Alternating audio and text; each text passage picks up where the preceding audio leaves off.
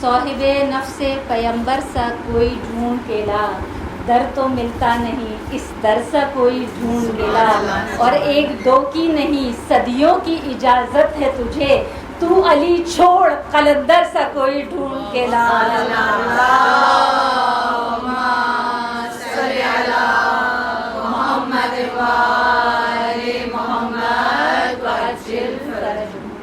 کرب و بلا سے جس کو ہدایت نہیں ملی، بینائی تو ملی بصارت نہیں ملی، اور اس سے بڑا غریب نہیں کائنات میں جس کو غم حسین کی دولت نہیں ملی۔ سورہ مبارکۃ الفاتحہ۔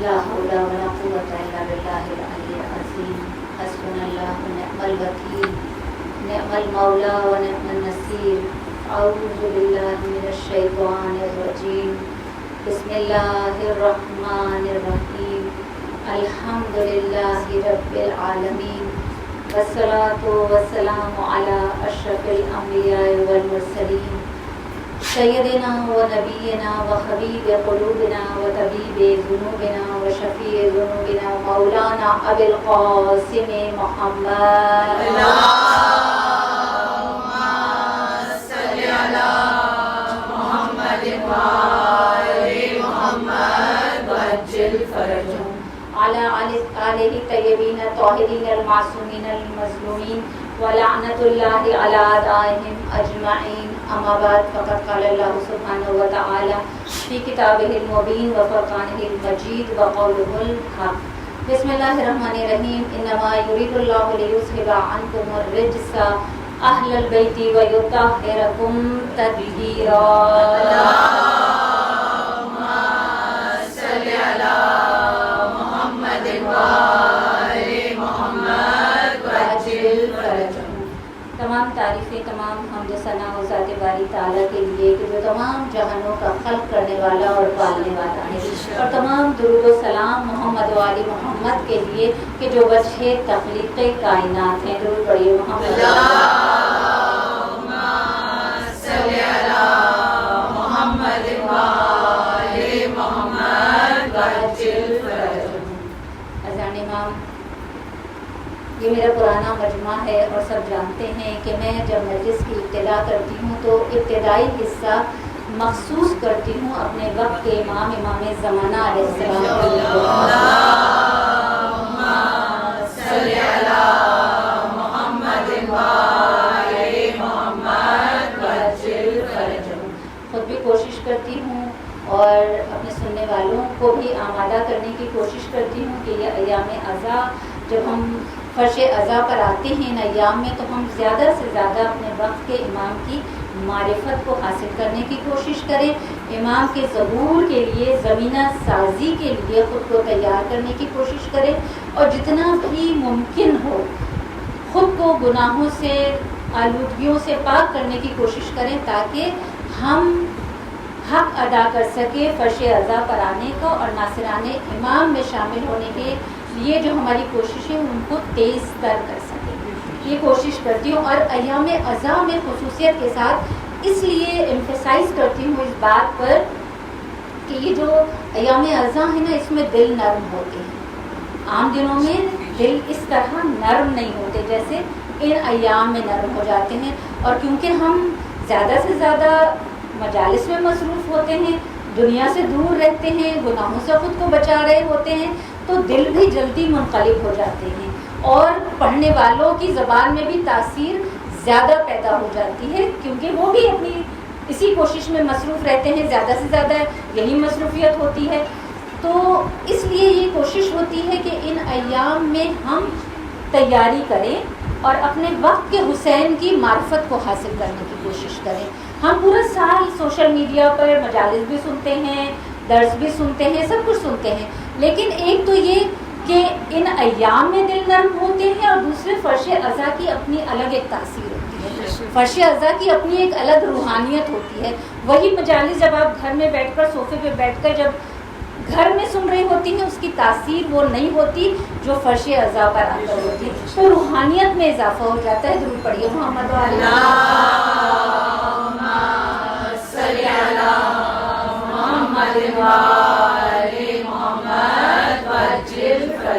ہم سب منتظر امام ہیں. ہم سب اپنے وقت امام سے بہت محبت کرتے ہیں, دعا کرتے ہیں امام کے ظہور میں تعجیل کے لیے. ہماری سب کی یہی کوشش ہوتی ہے نا. لیکن ہم کتنا عمل کی منزل پر ہیں یہ ہم جانتے ہیں. دوسرا نہیں بتا سکتا کہ ہماری عمل کی منزل کیا ہے. یہ ہم سب کو بہت اچھی طرح سے واقف ہے نا. ہم سب جانتے ہیں کہ ہم میں سے بیشتر مومنات, ہم سب, میں اپنے آپ کو بھی شامل کر کے کہہ رہی ہوں, کہ ان ایام ازا میں جو ہماری پریکٹسز ہوتی ہیں اور اس کے علاوہ جو پورا سال ہم گزارتے ہیں بہت مختلف ہوتا ہے. ایک منتظر بے عمل نظر آتا ہے جب ایام ازا نہیں ہوتے. تو اب ایک بے عمل مومن امام کے ظہور میں کیا کردار ادا کر سکتا ہے؟ کوئی کردار ادا کر سکتا ہے؟ آپ سے سوال کر رہی ہوں.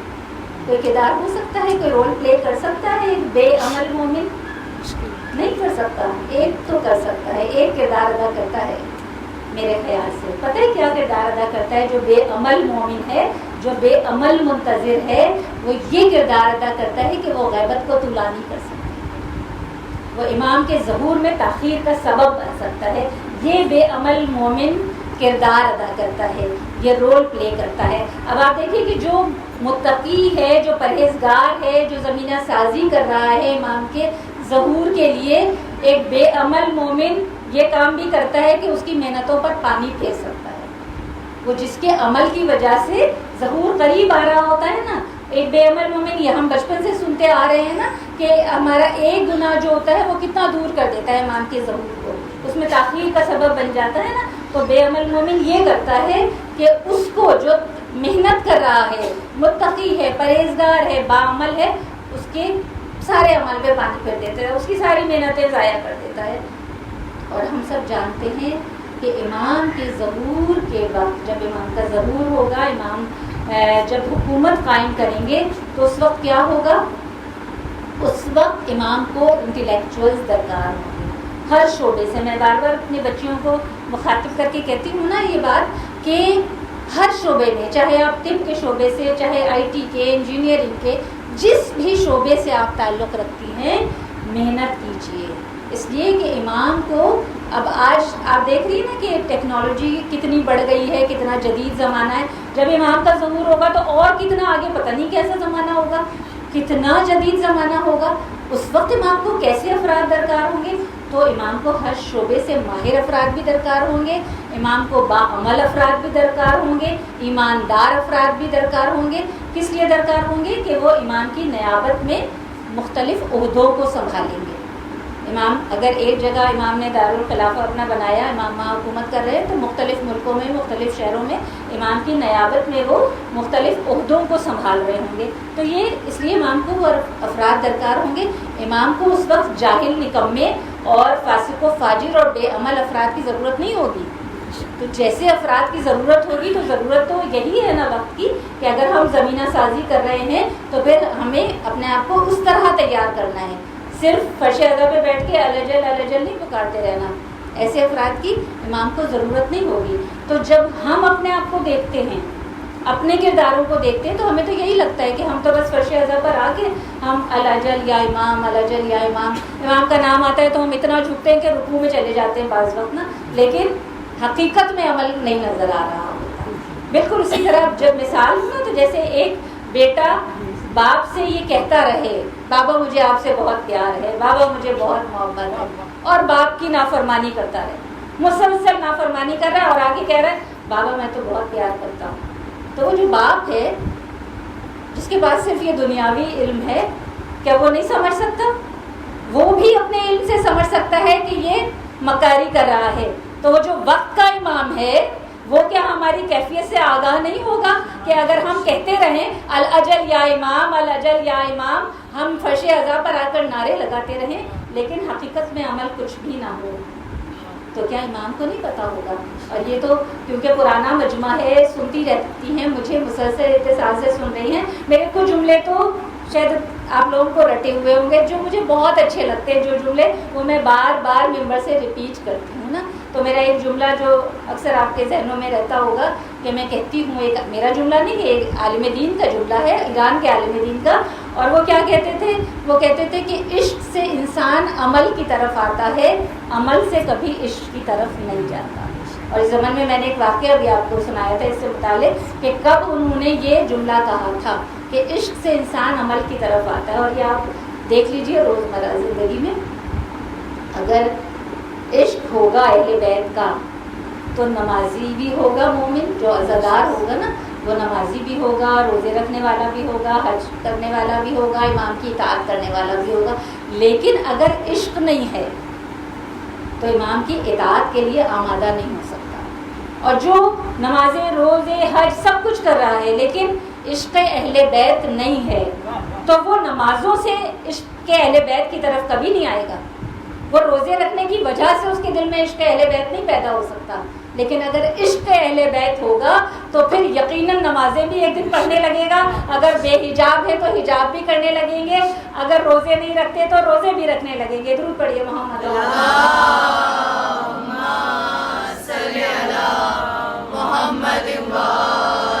محمد تو عشق سے انسان عمل کی طرف آتا ہے، عمل سے عشق کی طرف نہیں جایا کرتا.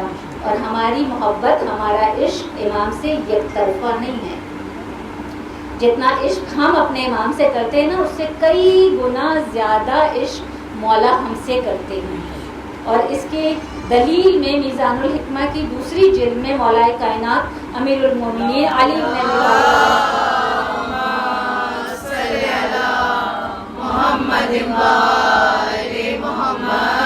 ابی طالب مولا کے جملے کہ مولا امیر المومنین ارشاد فرماتے ہیں کہ مومن اگر ہم سے غافل بھی ہو تب بھی ہم اس سے غافل نہیں رہتے.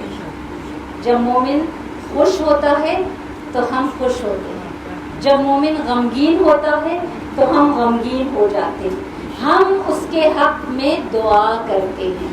اور جب مومن گناہ کرتا ہے تو ہم اس کے لیے استغفار طلب کرتے ہیں. یہ مولا امیر المومنین کے جملے ہیں. اور امام زمانہ علیہ السلام کا بھی حال اس سے مختلف نہیں ہے. مولا کہتے ہیں کہ جب تم پر غیروں کے مظالم ہوتے ہیں، جب غیر میرے چاہنے والوں پر مظالم ڈھاتے ہیں یا وہ خود اپنے گناہوں کی وجہ سے اپنے اوپر ظلم کرتے ہیں تو مولا اس کی وجہ سے اتنے غمگین ہوتے ہیں، اتنے غمگین ہوتے ہیں کہ مولا شدت غم سے بیمار پڑ جایا کرتے ہیں. اور آیت اللہ عبد الکریم کشمیری بہت بڑے عرفا میں ان کا شمار ہوتا ہے، بہت بڑے عالم دین ہیں. وہ اکثر جمعے کے روز عصر کے وقت اور شب ہفتہ لوگ انہیں دیکھا کرتے تھے کہ وہ اکثر اتنا گریا کرتے تھے، شدت غم سے اتنا روتے تھے کہ لوگ آ کر پریشان ہو کر پوچھتے تھے کہ کیا پریشانی ہے، کیوں اتنا گریا کر رہے ہیں. تو ہم تو یہی سنتے ہیں نا کہ ہم یہی سمجھتے ہیں بس صرف شب جمعہ ہی ہمارے نامہ عمل کو پیش کیا جاتا ہے، لیکن جمعے کے روز عصر تک بھی ہمارے نامہ عمل جا رہے ہوتے ہیں مولا کے پاس، اور ہفتے کے دن تک، شب ہفتہ تک ہمارے نامہ عمل کو مولا دیکھ رہے ہوتے ہیں.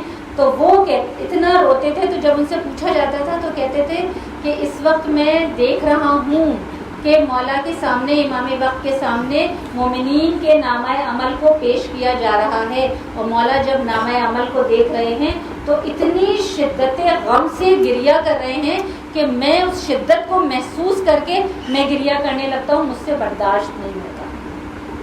اور یہ آیت اللہ عبد الکریم کشمیری جو ہے نا، یہ میں اس لیے نام لیتی رہتی ہوں کہ ان علماء کی، مجتہدین کی بہت محنتیں ہیں، ان کی بہت خدمتیں ہیں، تو تاکہ بچے ہمارے کم از کم ناموں سے واقف رہیں. اگر ان کے خدمات نہ بھی یاد رکھیں تو ان کے نام سے ہی کم از کم انہیں پہچانتے ہوں. یہ اتنے بڑے عالم تھے اور اتنے بڑے عارف تھے کہ جب یہ قبرستان میں جایا کرتے تھے تو یہ جب عذاب قبر ہوتا تھا تو یہ اسے اپنی آنکھوں سے دیکھا کرتے تھے، یعنی برزخی نگاہ رکھتے تھے.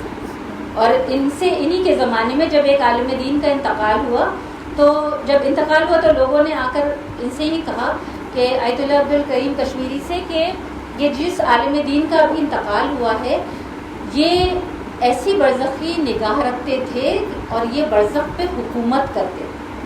تو جب آیت اللہ عبد الکریم کشمیری نے یہ جملہ سنا تو انہوں نے کہا نہیں, برزخی نگاہ اور ہوتی ہے اور برزخ پر حکومت کرنا اور ہے.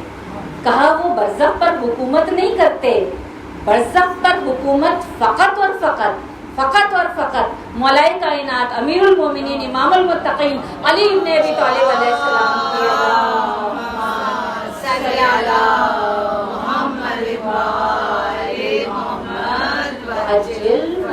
تو برزخی نگاہ رکھنا بھی کوئی معمولی بات نہیں ہے. تو جانے ماں مولا ہم سے اتنی محبت کرتے ہیں, صرف ہم مولا سے محبت نہیں کرتے. اور اس کی مثال جو مولا جب خطوط لکھتے تھے تو شیخ مفید رحمۃ اللہ علیہ کو مولا نے جب ایک خط لکھا تھا تو اس میں بھی امام زمانہ علیہ السلام کے یہ الفاظ ہیں اس خط میں کہ میں تم لوگوں سے غافل نہیں ہوں, میں نے تمہاری یاد کو ایک لمحے کے لیے بھی بھلایا نہیں ہے, میں نے تمہیں کبھی چھوڑا نہیں ہے. ہم غافل ہیں, ہم مولا کی یاد کو بھلائے ہوئے ہیں. اس لیے کہ آیت اللہ مشتدی تہرانی یہ فرماتے ہیں کہ جب میں نجف میں تھا تو اس وقت وہاں آیت اللہ مدنی نماز پڑھایا کرتے تھے. کہتے ہیں کہ میں نے ایک مرتبہ دیکھا کہ آیت اللہ مدنی نے جب نماز پڑھائی تو نماز جماعت تھی, جب جماعت ختم ہوئی تو کہتے ہیں کہ اس کے بعد میں نے دیکھا کہ وہ شدت غم سے رو رہے ہیں. کہتے ہیں میں نے کبھی انہیں اس طرح روتے نہیں دیکھا, اس طرح گریا کرتے نہیں دیکھا. تو کہا کہ میں قریب گیا, میں نے جا کر ان سے پوچھا کہ آپ اتنی شدت سے گریا کر رہے ہیں. تو اس وقت انہوں نے کہا کہ ہاں اس لیے کہ مجھے ابھی ابھی امام زمانہ علیہ السلام کی زیارت ہوئی.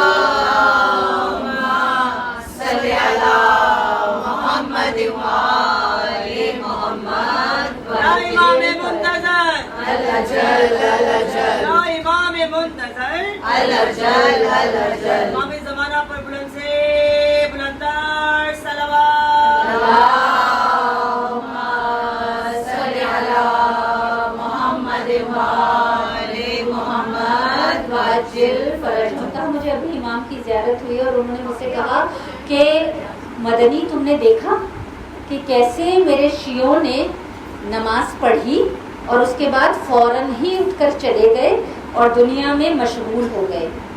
ان میں سے کسی نے بھی دل سے میرے ظہور میں تعجیل کی دعا نہیں کی.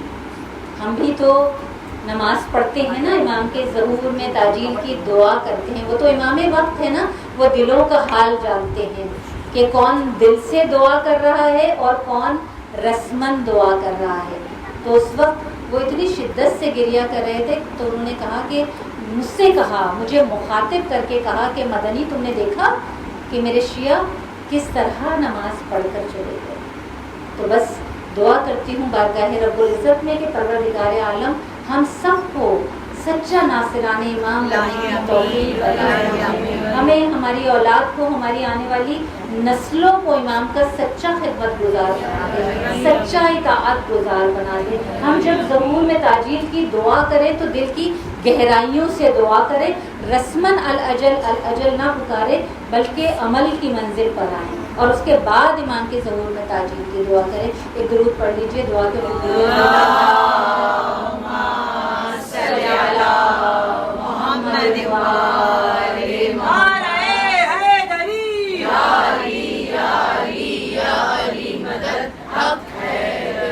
زمانہ پر بلند سے بلندتر صلوات.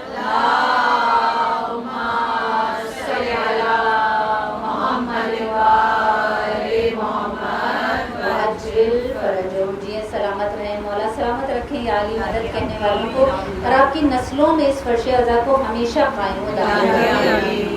تو اذان امام بس اپنے موضوع پر آ جاؤں کہ آج کی فرش ازا جو کہ مخصوص ہے ہمارے چوتھے امام, امامت کے چوتھے چراغ امام زین العابدین علیہ السلام.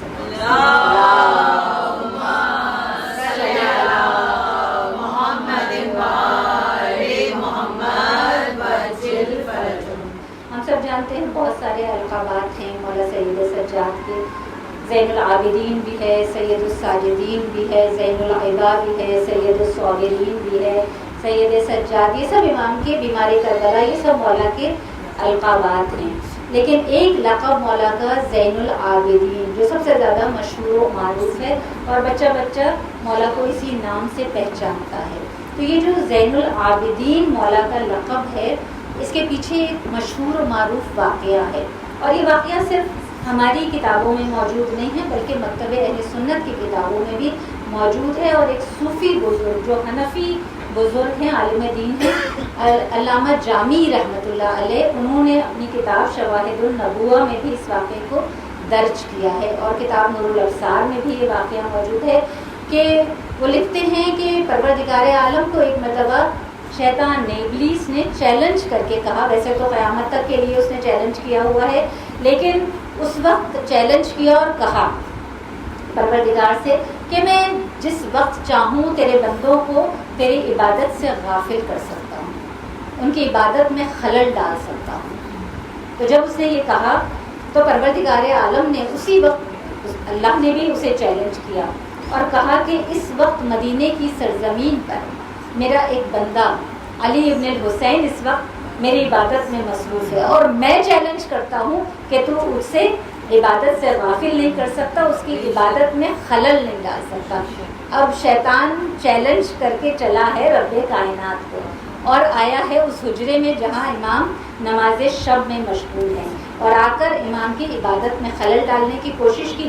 امام اسی طرح اپنی عبادت میں مصروف رہے، امام نے نماز کو ترک نہیں کیا. اب جب ہر کوشش کر لی تو اس کے بعد سانپ یا اژدہے کی شکل اختیار کی اور اس کے بعد امام کے سامنے آ گیا. اب یہ تو انسانی نفسیات ہے، انسانی فطرت ہے نا کہ ہم کتنا خضوع و خشوع سے عبادت کر رہے ہوں، لیکن جب سانپ یا اژدہا مصلی کے سامنے آ جائے تو سارا خضوع اور خشوع غائب ہو جائے گا. یہ نفسیات ہے انسان کی. لیکن جب وہ سامنے آیا، امام پھر بھی اسی طرح نماز پڑھتے رہے، نماز میں کوئی خلل واقع نہیں ہوا. اب وہ نادان تھا، بے وقوف تھا، اس لیے کہ یہ نہیں سمجھ رہا تھا کہ علی کے اس علی بیٹے کے سامنے اژدہا بن کے آ رہا ہوں جس نے پیدا ہوتے ہی کلہ اژدر کو چیر ڈالا تھا، اس علی کے بیٹے کے سامنے اژدہا بن کے آ رہا ہے. اب جب آ کے پھر امام کے پاؤں پہ اپنا سر مارنا شروع کیا، جب سر مار رہا تھا خود بھی امام اسی طرح نماز پڑھتے رہے. تب امام کے پیر کے انگوٹھے میں کاٹا. امام کی عبادت میں پھر بھی خلل نہیں آیا، امام اسی طرح اپنی نماز امام نے مکمل کی. اور جب نماز کو ختم کیا ہے میرے مولا نے، تو اس وقت ہاتف غیبی نے ندا دی، انتا زین العابدین، کہ تم عبادت کرنے والوں کی زینت ہو. درود یا علی یا علی یا علی مدد حق ہے. زین العابدین پر بلند سے بلندر صلوات. اللہم صلی علی محمد وآل محمد وعجل فرجهم. اور کتاب میں لکھا ہے کہ ایک مرتبہ نہیں 3 مرتبہ ہاتف غیبی کیے ندا سنائی دی کہ انتا زین العابدین، تم عبادت کرنے والوں کی زینت ہو. اب جب اس کا ترجمہ کیا جاتا ہے، امام کا یہ لقب زین العابدین اور سید الساجدین، جب اس کا ترجمہ ہوتا ہے تو یہی کیا جاتا ہے نا کہ زین العابدین عبادت کرنے والوں کی زینت اور سید الساجدین سجدہ کرنے والوں کے سردار. لیکن جو تھوڑی سی بھی عربی جانتے ہیں وہ یہ جانتے ہیں کہ جب اسم سے پہلے الف لام لگ جاتا ہے تو وہ جو نکرہ ہے وہ معرفہ میں تبدیل ہو جاتا ہے. تو یہاں صرف ساجدین نہیں ہے، یہاں صرف عابدین نہیں ہے، بلکہ الساجدین، سید الساجدین اور زین العابدین، دونوں جگہ الف لام لگا ہوا ہے. تو یعنی اللہ یہ نہیں کہہ رہا کہ عبادت کرنے والوں کی زینت نہیں، میری خاص عبادت کرنے والوں کی زینت. اور اللہ صرف یہ نہیں کہہ رہا سید الساجدین کے سجدہ کرنے والوں کے سردار، بلکہ الساجدین ہے، یعنی میرے خاص الخاص سجدہ کرنے والوں کے سردار. درود پڑھیے محمد. اللہم صلی علی محمد وآل محمد وعجل فرجهم. اور خود یہ روایت جو میں بیان کر رہی ہوں یہ امام کے فرزند امام محمد باقر علیہ السلام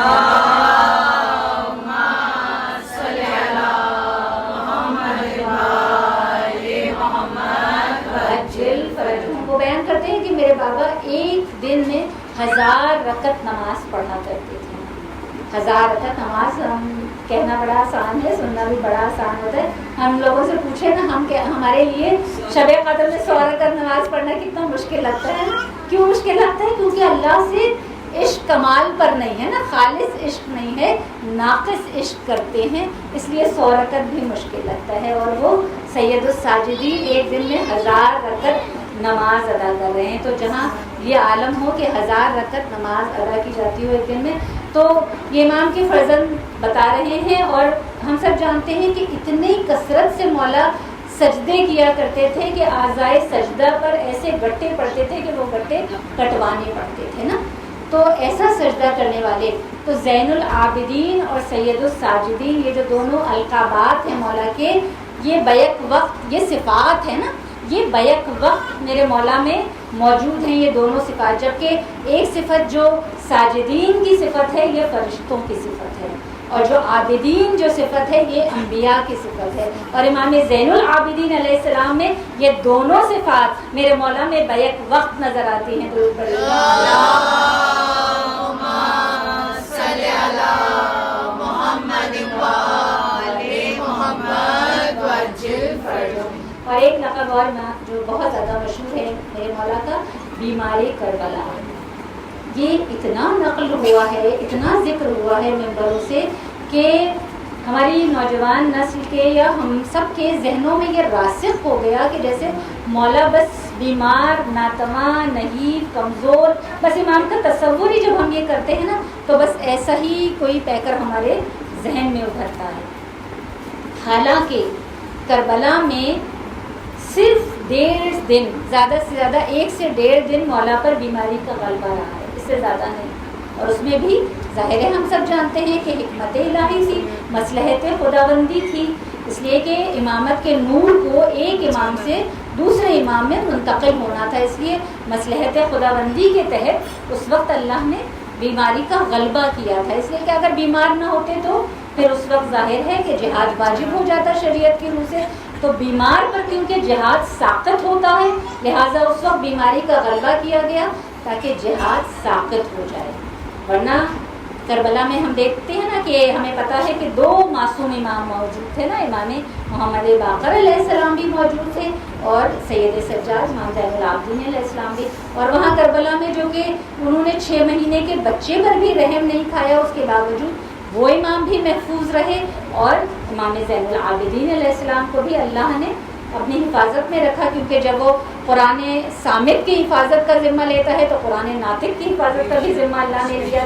تو اللہ نے اس لڑی کو ٹوٹنے نہیں دینا تھا جو کہ وہاں تک چلنی تھی کہ جب جو 12واں آنا ہے جو پردہ غیبت میں ہے, تو اللہ نے امامت کی اس لڑی کو ٹوٹنے نہیں دیا, حفاظت کی ہے اللہ نے. تو عزاداران امام, بیماری کربلا کا یہ جو لقب ہے جو ہمارے اس وجہ سے ہمارے دماغوں میں راسخ ہو گیا, تو ہمیں اس لیے بھی سمجھ میں آتا ہے کہ ایسا نہیں ہے کہ امام کا جو وجود تھا وہ نحیف, کمزور, ناتواں, کیونکہ اس کے بعد کے جو مراحل ہیں, جو منازل ہیں, وہ بہت سخت ہیں. شہادت کی منزلیں اتنی سخت نہیں ہیں جو شام غریبہ کے بعد سے جو ہم دیکھتے ہیں نا کہ جس طرح امام کو زنجیروں میں, بیڑیوں میں جکڑ کر, توق میں, جس طرح امام اپنی ماں بہنوں کو اور پھوپھیوں کو لے کے کربلا سے کوفہ, کوفہ سے شام تک کا, پھر زندان شام کی قید, وہ سب کچھ ہم دیکھتے ہیں کہ وہ ایک ناتواں, کمزور, نحیف انسان کے بس کی بات نہیں ہو سکتی تھی. اور امام نے یہ سب کچھ کیا. اور صرف یہ نہیں بلکہ امام جب مدینہ واپس آئے تو اس کے بعد یہ واقعہ ہو رہا, اس میں مولا کا کتنا مضبوط کردار ہمیں نظر آتا ہے. تو یہ سب کچھ ہمیں مولا کی شخصیت میں نظر آتا ہے کہ کتنی مضبوط شخصیت تھی مولا کی. اور پھر مولا کی ذہانت دیکھیے, مولا کی اسٹریٹجیز دیکھیے کہ کیسے کیسے مولا نے, کس طرح مولا نے شاعر حسینی کو زندہ رکھا ہے, کیسے حسینی مشن کو آگے بڑھایا ہے مولا نے. تو ہم جب مولا کی اسٹریٹجیز دیکھتے ہیں تو ہمیں ایک تو صحیفہ سجادیہ ہمیں مولا کی نظر آتی ہے کہ ظالم حکمرانوں کے ہوتے ہوئے بھی مولا نے کس طرح مولا نے دعاؤں کے ذریعے اہل بیت کی تعلیمات کو عام کیا ہے. اس کے علاوہ ہمیں روایت میں ملتا ہے کہ مولا کے پاس ایک وقت میں 80 سے زیادہ کنیزیں, 100 سے زیادہ غلام ہوتے تھے. اور مولا اپنے سارے کام, یہ ہمیں تاریخ بتاتی ہے کہ مولا اپنے کام خود انجام دیا کرتے تھے, اپنے کپڑے خود دھوتے تھے, اپنا بستر خود لگاتے تھے, یہ سارے کام مولا خود کرتے تھے. لیکن پھر 80 سے زیادہ کنیزیں کیا کرتی تھی, اور 100 سے زیادہ غلام جو مولا رکھتے تھے وہ کیا کرتے تھے؟ تو مولا پتہ ہے کیا کرتے تھے؟ مولا ان کنیزوں اور غلاموں کو احادیث نبوی حفظ کرایا کرتے تھے، قرآن حفظ کرایا کرتے تھے، اہل بیت کی تعلیمات ان کے اندر راسخ کر دیا کرتے تھے، تو اور اس کے بعد انہیں آزاد کر دیتے تھے۔ تو اب جو وہ کنیزیں اور غلام جب وہاں سے آزاد ہو کر جاتے تھے تو پھر وہ غلام اور کنیزیں نہیں جا رہے ہوتے تھے، وہ مبلغ اسلام جا رہے ہوتے تھے۔ تو مولا کا یہ مدرسہ تھا، ورنہ حکومت وقت اس وقت جو ہم دیکھتے ہیں کہ بعد میں امام محمد باقر علیہ السلام کے زمانے میں آسانیاں ہو گئی تھی۔ اللہم صلی علی محمد وآل محمد وعجل فرجہ۔ پھر چھٹے امام کا زمانہ اور زیادہ آسان تھا، تو ظاہر ہے انہوں نے تو پھر ایک یونیورسٹی قائم کر دی تھی مسجد نبوی میں، لیکن چوتھے امام کا دور بہت کٹھن دور تھا، بہت مشکل دور تھا۔ تو دیکھیے کس طرح ذہانت تھی مولا کی کہ غلاموں اور کنیزوں کو اس طرح تیار کرتے تھے، پھر وہ وہاں سے جب نکلتے تھے تو مختلف ملکوں میں شہروں میں پھیل جایا کرتے تھے جا کے، اور جب وہاں جاتے تھے تو پھر وہ دین کا اسلام کا درس دیا کرتے تھے۔ تو اس طرح مولا کی تعلیمات تھی۔ ایک سوال اور پھر میں مسائل سے متصل ہو جاؤں جو کہ اکثر نوجوانوں کے ذہن میں اٹھتا ہے، اور فرش اعضا تو ہم جانتے ہیں نا کہ یہ تو وہ درسگاہ ہے کہ یہاں ایسا ہو ہی نہیں سکتا کہ کوئی سوال ذہن میں لے کر آئے، اور ہمیں تو پتہ بھی نہیں ہوتا ظاہر ہماری اوقات کیا ہے، ہم تو مولا کے در کے غلام ہیں، نوکری کرنے والے ہیں۔ یہ ممبر تو حسین کا ممبر ہے نا، ہم تو اس ممبر کی نوکری کرتے ہیں۔ جانتا کون ہے؟ مولا جانتے ہیں کون کیا سوال ذہن میں لے کر آیا ہے، کون کیا حاجت لے کر ذہن میں آیا ہے، کس کے دل میں کیا مشکل ہے، کیا پریشانی ہے، سب مولا جانتے ہیں، اور وہی وسیلہ بناتے ہیں ہمیں اس ممبر سے کہ ہم ان مشکلات کو مولا کے ذریعے حل کر رہے ہوتے ہیں، ان سوالوں کے جواب دے رہے ہوتے ہیں۔ تو یہ سوال جو اکثر ذہنوں میں آتا ہے کہ یزید نے امام حسین علیہ السلام کی شہادت کے بعد سید سجاد کو زندہ کیوں چھوڑ دیا؟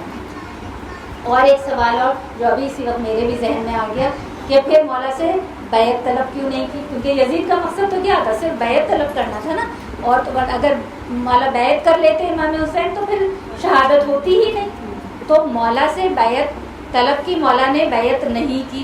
اب یزید یقیناً اس کے ذہن میں یہ ہوگا نا کہ اب تو انہوں نے ہماری حکومتی مشنری بھی دیکھ لی ہے، ہماری طاقت بھی دیکھ لی ہے، اور اب تو بس یہ ڈرے سہمے بچے ہیں، یہ اسیر بیویاں ہیں، اور اب تو یہ ڈرے ہوئے ہیں، اب تو بیعت طلب کر سکتا ہوں۔ مگر جانتا تھا، مانتا نہیں تھا مگر جانتا تو تھا کہ یہ بھی حجت الہی ہے، اور یہ وہ ہستیاں ہیں کہ جو سر کٹا تو سکتے ہیں مگر باطل کے سامنے سر جھکا نہیں سکتے۔ مولا کے اختیار بھی جانتا تھا، تو اس لیے بیعت طلب تو نہیں کر سکتا تھا۔ مگر یہ جو سوال ہے نا کہ زندہ کیوں چھوڑ دیا، تو عزاداران امام اس وقت ہم جانتے ہیں، ہم سب کو پتا ہے کہ جب شہادت ہو گئی ہے امام کی، اس کے بعد صرف سید سجاد کا کردار نہیں ہے، شہزادی زینب ثانیہ زہرا سلام اللہ علیہا کا بھی بڑا مضبوط کردار ہے۔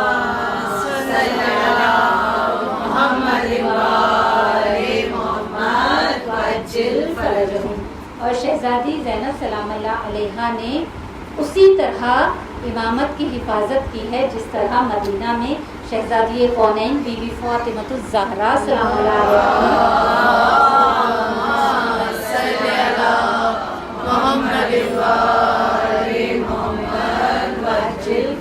جس طرح بی بی نے مدینہ میں امامت کی حفاظت کی، اسی طرح شہزادی زینب سلام اللہ علیہ نے جب شامیہ غریبہ کے بعد جب بی بی نے خیموں کو آگ لگائی جا رہی تھی تو اس وقت مولا سید سجاد کو پشت پر اٹھا کر لائی ہیں بی بی نا، باہر لائی ہیں اور للکار کر کہا ہے، فوج یزید کو للکار کر کہا تھا بی بی نے کہ اگر سید سجاد کو کسی نے ہاتھ بھی لگایا تو میں اسی وقت قیامت برپا کر دوں گی۔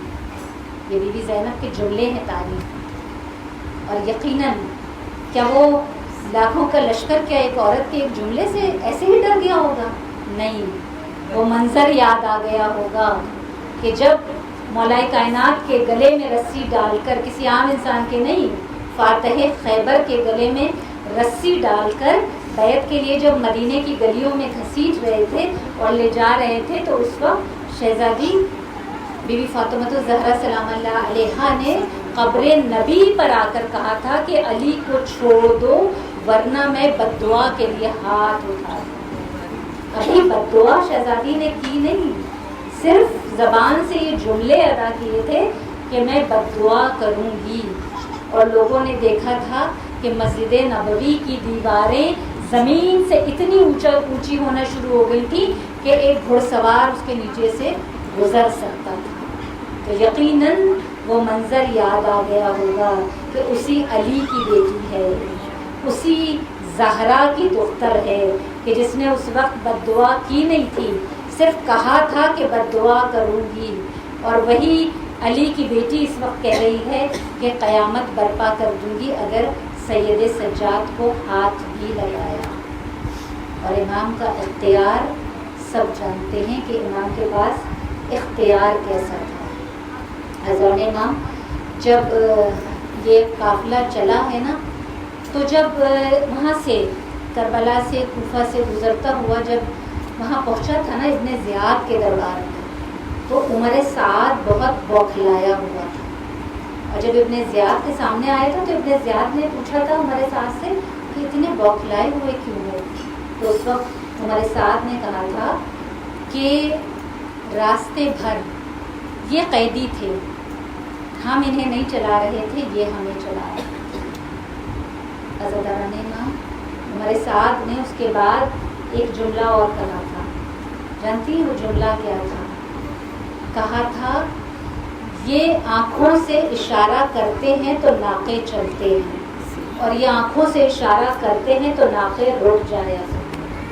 بس یہ گریے کی منزل ہے عزاداران امام. عمر سعد کا یہ جملہ کہ یہ اختیار رکھتے ہیں، ان کی آنکھوں کے اشارے سے ناقے چلتے ہیں، یعنی اونٹ بھی جانتا تھا کہ یہ جو سامنے چل رہا ہے یہ امام ہے. یعنی جانور معرفت رکھتے تھے، انسانوں کے پاس معرفت نہیں تھی. امام کو اپنی آنکھوں سے دیکھ رہے تھے مگر نہ اختیار سمجھ رہے تھے نہ پہچان رہے تھے. آج 27 محرم ہو گئی ہے عزاداران امام. آج آپ کے چوتھے امام کا سویم ہے. عزاداران امام جب کوئی مرتا ہے تو بلایا نہیں جاتا، بس موت کی خبر آتی ہے ہم چلے جاتے ہیں. موت کی خبر کا سن کر بلاوے کی ضرورت نہیں ہوتی، مگر جب سویم ہوتا ہے نا تو صاحب خانہ شرکت کے لیے بلاتے ہیں. آج آپ کے چوتھے امام کا سویم ہے اور وقت کے امام نے آپ کو سویم میں شرکت کے لیے بلایا. سب کو تو نہیں بلایا نا، مولا نے ہزاروں میں سے چن کر آپ کو بلایا ہے. آپ کے وقت کے امام ہیں، اس فرش عزا پر. عزاداران امام ابھی ایک دن پہلے آپ نے سید سجاد کا تابوت اٹھایا ہوگا، چوتھے امام کا تابوت. اب ذرا تصور کیجئے کہ جب مدینے میں سجاد کا جنازہ اٹھا ہوگا، آج آپ تو سویم کے لیے گریہ کرنے کے لیے موجود ہے نا فرش عزا پہ، گھر گھر میں تابوت بھی اٹھا ہے میرے مولا کا، مگر جب مدینہ میں جنازہ اٹھا ہوگا تب کتنے لوگ ہوں گے مولا کے گریہ کرنے کے لیے. خدا نہ کرے کہ کسی کا بھائی مر جائے. خدا آپ کے بھائیوں کو سلامت رکھے. عزاداران امام جب بھائی کا جنازہ اٹھتا ہے نا تو اصل میں بھائی کا جنازہ ہوتا ہے، لیکن حقیقت میں بہنیں مر جایا کرتی ہیں. عزاداران امام بھائی بہنوں کا غرور ہوتے ہیں، بھائی بہنوں کا مان ہوتے ہیں. جب باپ مر جاتا ہے نا تو بھائیوں سے آسرا ہوتا ہے نا، بھائی سنبھال لیتے ہیں، بھائی محافظ بن جاتے ہیں نا. عزاداروں ذرا تصور کرو کہ جب سید سجاد کا جنازہ اٹھا ہوگا، جب جنازہ اٹھنے لگتا ہے نا عزاداران امام تو جنازے کو رکھ دیا جاتا ہے. اگر بہنیں دور ہوتی ہیں انتظار کیا جاتا ہے بہنیں آ جائیں، کیونکہ بہنیں بھائی کے جنازے کی رونق ہوتی ہے. جس طرح بیٹیاں باپ کے جنازے کی رونق ہوتی ہے نا، اسی طرح بہنیں بھائیوں کے جنازے کی رونق ہوا کرتی ہیں۔ بہنوں کے غم سے دوسرے روتے ہیں، بہنیں اس طرح تڑپ کے روتی ہیں کہ غیر بھی رونے لگتے ہیں۔ عزاداروں، جب سید سجاد کا جنازہ اٹھا ہوگا، ارے ایک بہن کو شام میں دفن کر کے آیا تھا، ایک کو بقیہ میں چھوڑ آیا، ارے ایک کو علی اکبر کا غم کھا گیا۔ ارے کس بہن نے ماتم کیا ہوگا، کس بہن نے گریہ کیا ہوگا۔ اجرکم اللہ، خدا آپ کو کسی غم میں نہ رلائے سوائے غم حسین کے۔ عزاداران امام، آج اس سید سجاد کا پرسہ ہے، ارے جس کے جنازے پر بہنیں گریہ کرنے کے لیے نہیں تھی، ارے جو 40 سال روتا رہا۔ عزاداران امام آیت اللہ تقی بہجت کہتے ہیں کہ جب تمہیں کوئی مشکل ہوا کرے نا، جب تمہاری کوئی حاجت پوری نہ ہو رہی ہو، ارے جب کوئی سوال ہو، تو جب مجلس حسین میں آیا کرو نا، تو جہاں عزادار جوتیاں اتارتے ہیں وہاں تھوڑی دیر کے لیے بیٹھ جایا کرو، زمین پر ہاتھ رکھا کرو، تمہارا چوتھا امام وہاں بیٹھا ہوتا ہے۔ ارے زمین پر ہاتھ رکھ کر کہا کرو مولا، مولا یہ مسئلہ ہے، مولا یہ حل نہیں ہو رہا۔ سید سجاد دیر نہیں لگاتے، تمہارے مسئلے کو حل کر دیتے۔ عزاداران امام، یہ وہ مولا ہے، یہ وہ چوتھا امام ہے جو 40 سال نہ صرف روتا رہا بلکہ خون کے آنسو روتا رہا۔ ارے منہال نے جب ایک مرتبہ سید سجاد سے پوچھا تھا نا، مولا پہلی مرتبہ کب خون روئے؟ صحابی دینا دیکھتے تھے، صحابی پاس بیٹھے ہوتے تھے، جب مولا مسائب بیان کر رہے ہوتے تھے کربلا کے، تو مولا کی آنکھوں سے خون جاری ہوتا تھا، پانی نہیں بہ رہا ہوتا تھا، خون بہ رہا ہوتا تھا نا۔ تو منال نے اسی لیے تو سوال کیا، مولا پہلی مرتبہ کب خون روئے؟ ارے میرے مولا نے سر کو جھکا لیا۔ عزاداران امام، ارے ہم نے کربلا آنکھوں سے نہیں دیکھی، ہم نے حسین کا سر کٹتا ہوا آنکھوں سے نہیں دیکھا۔ عزاداروں، ہم نے نوکے نیزہ پر حسین کے سر کو بلند ہوتے نہیں دیکھا، ہم نے سکینہ کو تماچے لگتے آنکھوں سے نہیں دیکھے، ہم نے کربلا کتابوں میں پڑھی ہے، یہ ذاکرین سے سنی ہے، اس کے باوجود 1400 سال گزر گئے۔ ماں باپ مر جاتے ہیں نا، سال 2 سال 4 سال 5 سال روتے، اس کے بعد آنسو خشک ہو جاتے ہیں۔ 1400 سال گزر گئے، کربلا مسلسل سن رہے ہیں، ذاکر پڑھ رہے ہیں، کتابوں میں مقتل کی درج ہو رہا ہے، لیکن آنسو خشک نہیں ہو رہے۔ عزاداران امام، تصور کرو سید سجاد کا، ارے جس نے اپنی آنکھوں سے چچا عباس کا لاشا بھی دیکھا ہے، ارے حسین کا سر نوکے نیزہ پر چڑھتے بھی دیکھا ہے، ارے بازار سے ماں بہنوں کو پھوپھی کو کھلے سر گزرتے ہوئے بھی دیکھا ہے۔ عزاداران امام، یہ میرا وہ امام ہے، چوتھا امام۔ ارے عزاداروں، مولا سے جب پوچھا ہے کہ مولا پہلی مرتبہ خون کب روئے، مولا نے کہا نہیں، اس وقت بھی نہیں رویا، جب چچا عباس کا لاشا دیکھا ہے نا، اس وقت بھی میں خون نہیں رویا، جب پھوپھی بہنوں کو لے کر جب بازار سے گزرا ہوں، اس وقت بھی سید سجاد کی آنکھوں سے آنسو تو بہ رہے تھے، ارے خون جاری نہیں ہوا تھا۔ ارے مگر جب پہنچے ہیں یزید کے دربار میں، ارے شرابی کے دربار میں پہنچے، ورے مولا عزادارو، ارے قد آور شیشے لگے۔ عزاداران امام، جب میرے مولا نے دیکھا نا قد آور شیشے لگے ہیں، تو کسی نے یزید سے پوچھا ہے یزید، یہ شیشے کیوں لگائے ہیں، یہ دیواروں پہ شیشے کیوں لگائے ہیں؟ تو کہا کہ میں نے سنا تھا جب یہی بیبیاں جب ابن زیاد کے دربار میں گئی تھی تو ایک دوسرے کے پیچھے شرم سے چھپنے لگتی تھی۔ ارے میں نے شیشے اس لیے لگائے ہیں کہ کوئی ایک دوسرے کے پیچھے چھپ نہ سکے بی بی، ارے ہر بی بی کی شبیہ شیشے میں نظر آئے۔ عزاداران امام، اس وقت بھی میرے مولا کی آنکھوں سے خون جاری نہیں ہوا، مگر میرا مولا کہتا ہے جب میں نے پھوپھی زینب سے کہا بی بی اندر داخل ہونا ہے، جب طبل بجا اور بی بی زمین پر بیٹھ گئی، رو کر کہتی تھی سجاد اندر کیسے داخل ہو جاؤ، شرابیوں کا دربار ہے، سجاد شیشے لگے ہوئے. کہا سجاد نے کہا اس وقت بھی آنکھوں سے خون جاری نہیں ہوا، کہا جب اندر چلے گئے. ارے اس شرابی نے پھوپھی زینب کی طرف اشارہ کیا اور اشارہ کر کے کہا